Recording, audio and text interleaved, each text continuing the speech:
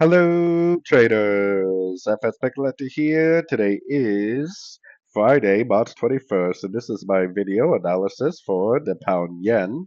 If you haven't done so already, definitely do check out my Discord channel, which is linked down here in the corner, 100% free to join.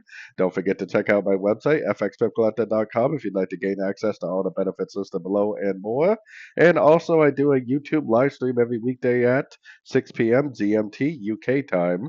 So definitely check that out also. So anyways, the pound yen, technically the pound yen is in a downtrend technically on the higher time frames. We never did get a break of structure to the upside, at least not one that held. But for me, the JPY basket looks like it turned down. And if the JPY basket turned down, then this potentially turned up. And it's potentially going to go up and make a big wave C of wave B on the weekly time frame.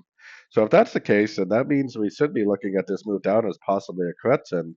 And it is kind of a three-way move because this is a lower high. I mean, this could be an A, a B, and a C correction already. So if this goes down, maybe takes out these lows and then starts to turn back up, I would definitely take it as a long. And I would definitely be looking for an entry to go long if it does react to some of these lows for the continuation of the uptrend possibly. Now, I would be a little bit cautious because I mean, there's a chance this is an A, this is a B, that it just goes down and makes a C, and then turns up like that. That's another possibility that we need to keep in line, more of a proper three-way pullback. But I do think that it is going to continue the uptrend at some point on the daily time frame. So definitely keep an eye on your Fibonacci levels. Definitely keep an eye on your structure, and hopefully you'll be able to recognize an entry if you're watching those two things for the continuation of the uptrend. Hopefully.